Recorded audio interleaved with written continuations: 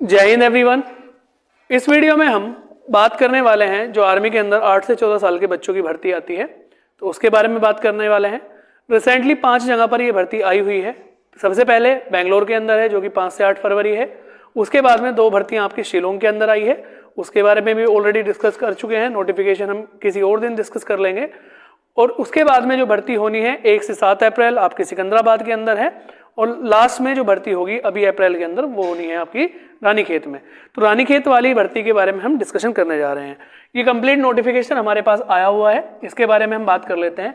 जो रानीखेत वाली आपकी भर्ती होनी है, इट विल बी ऑन 22 अप्रैल। 22 अप्रैल से 25 अप्रैल के बीच में आपकी ये भर्ती होगी, और डिसिप्लिन यहां पर रहेगा ताई कमांडो।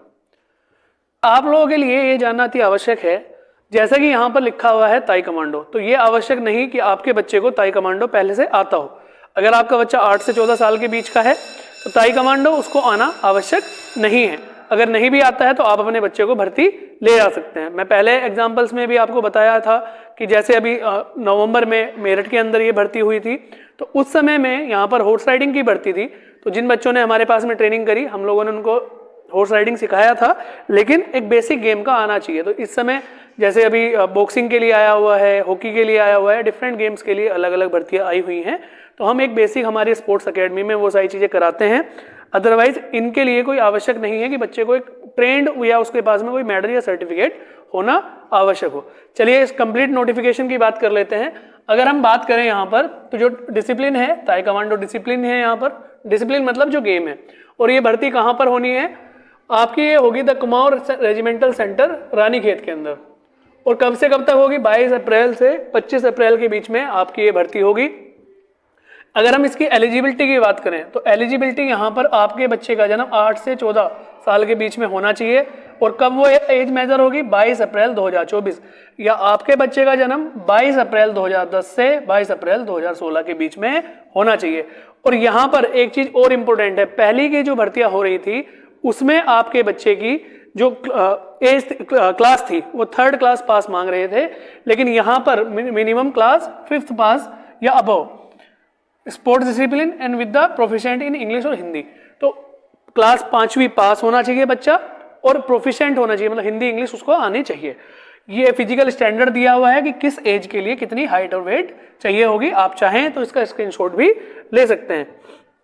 यहां पर देखिए क्लियरली लिखा हुआ है कि however the age criteria maximum up to 16 years, height and weight criteria maximum of can be considered for the grant of dispensation in case of exceptional talent boys. इसका मतलब क्या है कि अगर आपका बच्चे के पास में नेशनल या अबव इंटरनेशनल लेवल का कोई गेम सर्टिफिकेट है और आपके बच्चे की एज 14 ईयर से ज्यादा है, तो आपका बच्चा भी इस डिसिप्लिन के लिए भर्ती देखने जा सकता है। लेकिन कंडीशन क्या है कि 14 ईयर मतलब 14 साल से ज्यादा के बच्चे के पास में मिनिमम नेशनल का सर्टिफिकेट हो। उसके लिए हाइट वेट का मेजरमेंट मायने नहीं रखता है। चलिए आगे बात करते हैं। मेडिकल फिटनेस की बात करें तो बच्चा मेडिकली फिट होना चाहिए। देखिए ये इंपॉर्टेंट है।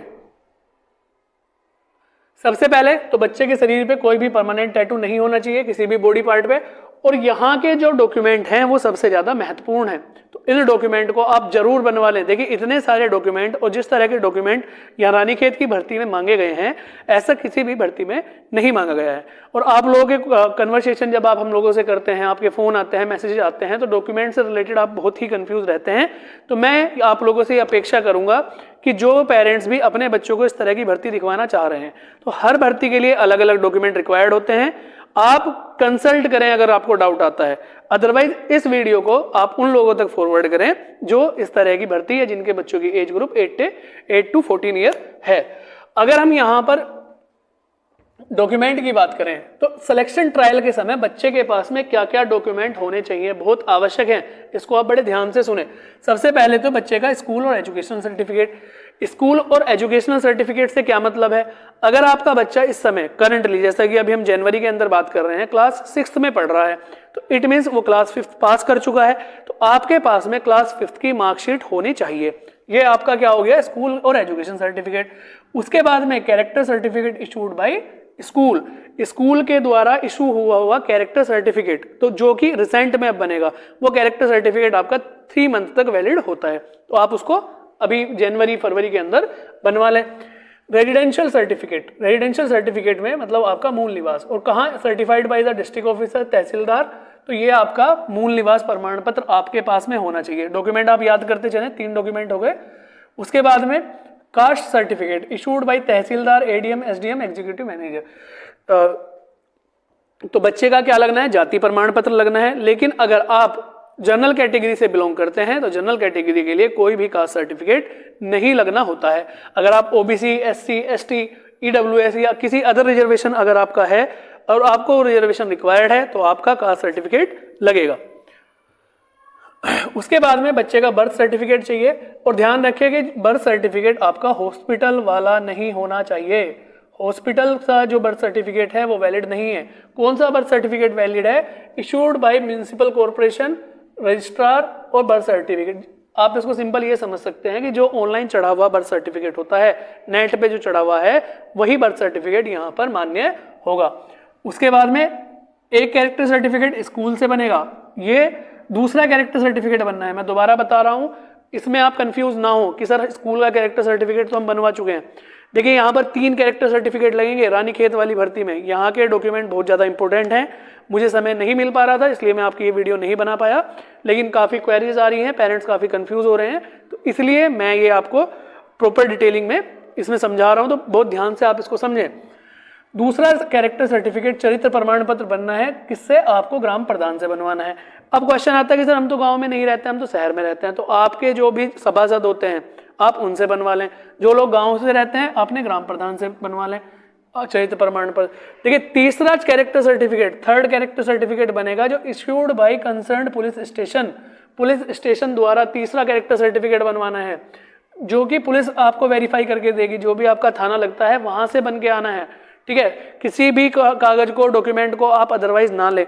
अगर यहाँ पे लिखा हुआ है कि कैरेक्टर सर्टिफिकेट बनना है 3 जगह से बनना है, तो आपको तीनों जगह से ही बनवा कर ले जाना है, क्योंकि हर जगह जब भी आप भर्ती के लिए जाते हैं सबसे ज़्यादा बच्चे जो डिस्क्वालीफाई होते हैं वो डॉक्यूमेंट्स में होते हैं, उसके बाद में हाइट वेट मेजरमेंट में होते हैं, उसके बाद में जो फिजिकल स्टैंडर्ड होता है उसमें डिस्क्वालीफाई होते हैं। उसके बाद में क्या बनना है? देखिए दूसरी चीज, अनमैरिड सर्टिफिकेट इशूड बाय ग्राम प्रधान या सभासद। आपके बच्चे का अनमैरिड सर्टिफिकेट आपका ग्राम प्रधान या सभासद ये लिख के देगा कि इस बच्चे की शादी नहीं हुई है, तो ये सर्टिफिकेट भी आपको बनवा के ले जाना है, आवश्यक है। अगर आप इसको अदरवाइज लेंगे कि सर 8 से 14 साल के बच्चे की शादी तो होती नहीं, तो ऐसे सर्टिफिकेट की क्या जरूरत है? अगर ये सर्टिफिकेट मांगा गया है तो आपको वो सर्टिफिकेट देना है, ठीक है। इसके कारण हो सकते हैं, ठीक है, तो वो वीडियो छोटी पड़ जाएगी अगर हम उन कारणों को डिस्कस करें कि ये सर्टिफिकेट क्यों मांगा है। अभी आप ध्यान रखें कि आपको ग्राम प्रधान या अपने सभासद से लिखवा कर ले जाना है कि 8 से 14 साल का जो भी आपका बच्चा है, जो भी एज ग्रुप है, वो शादीशुदा नहीं है। उसके बाद में फोटोकॉपी ऑफ आधार कार्ड। अब देखिए आधार कार्ड आपके पास में होना आवश्यक है, उसकी फोटोकॉपी हो, और फोटोकॉपी अटेस्टेड बाय ग्राम प्रधान। जो फोटोकॉपी है वो ग्राम प्रधान से अटेस्टेड होनी चाहिए। उसके बाद में एक क्लियर है, आप चाहें तो इसका स्क्रीनशॉट वगैरह ले सकते हैं। स्पोर्ट्स पार्टिसिपेशन और medal certificate in district and above. अब यहां पर कहा है कि स्पोर्ट्स पार्टिसिपेशन का सर्टिफिकेट हो, डिस्ट्रिक्ट लेवल का हो या उससे अबव का हो। अब देखिए यहां पर पेरेंट्स के दिमाग में कंफ्यूजन आएगा कि सर अभी तो आपने बताया कि 8 से 14 साल के बच्चों के लिए कोई सर्टिफिकेट रिक्वायर्ड नहीं है, अभी आप कह रहे हैं कि स्पोर्ट्स पार्टिसिपेशन। तो ये क्लियर होता है कि अगर आपके बच्चे ने कोई स्पोर्ट्स नहीं भी खेला है लेकिन उसके अंदर वो स्किल्स हैं उस स्पोर्ट्स को खेलने की, तो उसका एक बेसिक ट्रायल तो जरूर होगा, लेकिन अगर सर्टिफिकेट नहीं है तो आपके बच्चे को डिस्क्वालीफाई नहीं किया जाएगा। ये मैं बात कर रहा हूं 8 से 14 साल के बच्चों की। अभी नोटिफिकेशन में भी ये चीजें क्लियर हैं, आगे हम डिस्कस करेंगे।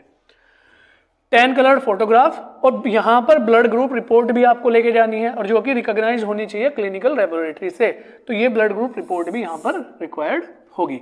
अब बात करते हैं कि क्या क्या facilities boys sports company provide कराती है। आपके बच्चों को अकोमोडेशन मतलब रहना खाना, क्लास 6 से 10 तक की इंग्लिश मीडियम की पढ़ाई, किताबें, सब चीज। अब सर 11th-12th में क्या होगा? 11th-12th आपके बच्चे की या तो ओपन बोर्ड से होगी या 11th-12th तक वो बच्चा आपका आर्मी में रिक्रूट हो चुका होगा। तो उसके लिए आप परेशान ना हो, क्योंकि इनका मेन जो मुद्दा है वो बच्चे को ओलंपिक में स्पोर्ट्स में खिलाना है। Sports training under the qualified coaches, training free है। सारा खर्चा जो होगा कॉम्पिटिशन्स का वो आर्मी बियर करेगी।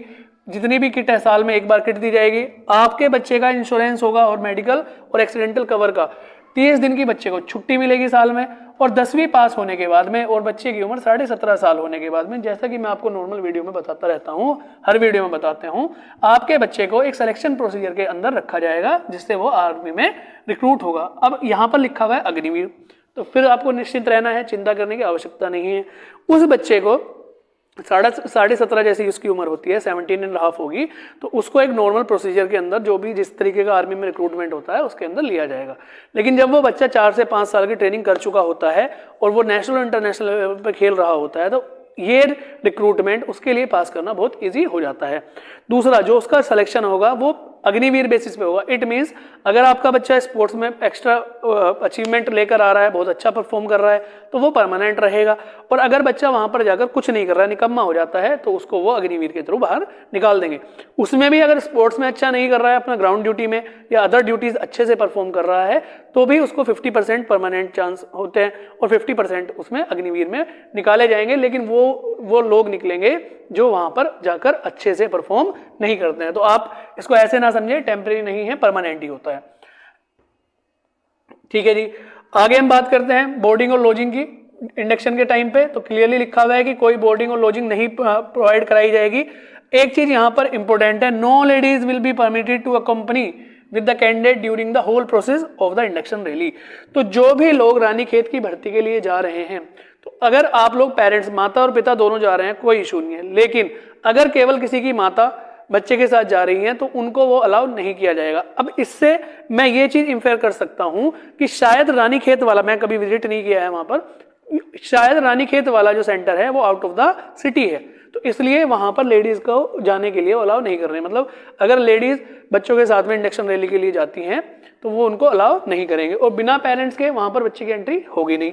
तो मेल का जाना जरूरी है। कहां पर होगी? Nursing ground the Kumaon regiment centre Ranikhet के अंदर ये भर्ती होनी है। 22 अप्रैल को आपको 1000 आवर्स टू 1700 आवर्स पर यहाँ पर रिपोर्ट करना है। 10 से 5 के बीच में आपको यहाँ पर रिपोर्ट करना है। चलिए जी, आगे बात करते हैं। मेडिकल होगा बच्चे का, सिलेक्शन होगा, सिलेक्शन प्रोसीजर के बारे में हम लोग बात करते रहते हैं। सबसे पहले आपके डॉक्यूमेंट वेरिफिकेशन होंगे, हाइट वेट चेक होगा, कुछ आपकी 7 से 8 एक्टिविटीज होती हैं जिसकी मेरिट बनती है। उसके बाद में बच्चे का फाइनल स्पोर्ट्स का ट्रायल होता है। तो सब चीज़ों की तैयारी हमारे यहाँ दक्षिण मिलिट्री स्कूल में कराई जाती है। अभी जो मेरिट में सिलेक्शन हुआ है उसमें 5 बच्चे हमारे सेलेक्ट हुए हैं ऑल ओवर इंडिया, जहाँ पर केवल 19 सीट थी। और अभी रिसेंटली बैंगलोर के लिए हम लोग बच्चों को ट्रेन कर रहे हैं, और बाकी जो शिलोंग के अंदर भर्ती आ रही है, रानीखेत के अंदर भर्ती आ रही है, तो उसका अपडेशन आप हमारे यूट्यूब चैनल जो कि दक्षम ऑफिसर्स अकेडमी के नाम से है, आप उस पर देखते रहते हैं। तो आगे बात करते हैं। 22 से 25 अप्रैल के बीच में आपकी ये भर्ती है। देखिए यहाँ पर क्लियरली लिखा हुआ है, due to limitation of vacancies priority will be given to the medal winners in the district और state level, national level. Vacancy कम है इसलिए प्रायोरिटी किसको दी जाएगी? जो कम से कम डिस्ट्रिक्ट लेवल, स्टेट लेवल या नेशनल लेवल पे खेला हो। लेकिन इसका मतलब बिल्कुल भी ये नहीं है कि जो कोई गेम ना खेला हो उसको ये अलाउ नहीं करेंगे। पहले उस बच्चे को प्रायोरिटी दी जाएगी जो डिस्ट्रिक्ट, नेशनल, स्टेट लेवल पर खेला हो। लेकिन अगर आपका बच्चा अच्छा परफॉर्म कर रहा है, उसके पास सर्टिफिकेट नहीं है, वेल ट्रेंड है, तो वो उसको भी प्रायोरिटी देंगे। ये बात मैं आपसे कह रहा हूं, आप मुझसे कॉन्टेक्ट कर सकते हैं इस विषय पर, और मैं आपको वहां का अगर पॉसिबिलिटी होगी तो वहां का कोई कॉन्टेक्ट नंबर भी प्रोवाइड करा दूंगा, उनसे भी आप डिस्कस कर सकते हैं। 3 से 6 महीने के अंदर इसका रिजल्ट आपके बच्चे का सिलेक्शन के लिए आ जाएगा।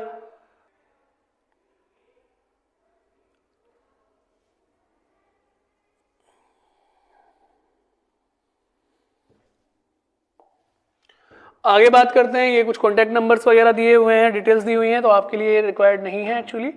और देखिए ये सारे जो स्पोर्ट्स कंपनी हैं हर जगह की, जैसे पुणे के अंदर है, उसके बाद में बीजी सेंटर रुड़की के अंदर है, boys sports company Madras regimental centre Bangalore, Mau के अंदर है, सिग्नल्स है, जबलपुर के अंदर है, नासिक में है, शिलोंग में है, बरेली, वेलिंगटन, मुंबई, शिलोंग, 2 हैं शिलोंग के अंदर, boys sports company, Gorkha training centre, और अभी एक शिलोंग की मैंने और बताई थी आपको। दोनों पे इस टाइम पे भर्तियां आई हुई हैं, उसको हम किसी अदर वीडियो में कवर कर लेंगे। बेंगलोर के अंदर है, और देखिए बेंगलोर के अंदर भी 2 हैं, एक तो अभी करंटली आई हुई है MEG सेंटर के, एक BSc सेंटर है, ASC सेंटर इसको बोलते हैं। एक बॉयज स्पोर्ट्स कंपनी किर्की के अंदर है, बॉम्बे में। महाराष्ट्र के अंदर है, बेलगांव में। दूसरा RBC सेंटर मेरठ ऑलरेडी भर्ती हो चुकी है। EME सेंटर सिकंदराबाद में है, जिसकी आपको मैं 1 से 7 अप्रैल की भर्तियां बता रहा हूँ, जहाँ पे आपका वॉलीबॉल और वाटर स्पोर्ट्स हैं। RT सेंटर हैदराबाद के अंदर है। तो ये सारे सेंटर्स हैं जहाँ पर ये भर्तियां निकलती हैं। इसके साथ साथ इंडियन नेवी और इंडियन एयरफोर्स ने भी इस तरह की भर्तियां स्टार्ट कर दी हैं। तो अगर आप अपने बच्चे को इस तरह की भर्तियां तैयार कराना चाह रहे हैं तो आप अपने बच्चे को हमारे पास दक्षिण मिलिट्री स्कूल में छोड़ सकते हैं, जहाँ पर हम आपके बच्चे को स्कूल के साथ साथ स्पोर्ट्स अकेडमिक्स उसकी पढ़ाई प्लस उसका हॉस्टल वगैरह की सब फैसिलिटी प्रोवाइड करते हैं। आप अधिक जानकारी के लिए हमारे दिए हुए नंबर पर कॉल करके कांटेक्ट करके जानकारी ले सकते हैं, नहीं तो हमें व्हाट्सएप मैसेज छोड़कर भी आप इसके बारे में जानकारी ले सकते हैं।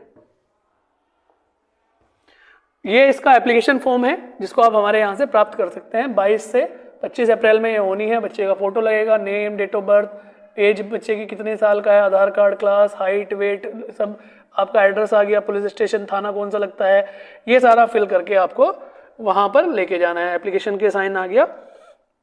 और ये कब जमा करना है? At the time of induction, जब आप भर्ती के लिए जाएंगे। तो अगर आपके पास में ये एप्लीकेशन फॉर्म नहीं है तो आप भर्ती नहीं देख पाएंगे। ये फॉर्म आप हमारे यहाँ से लें।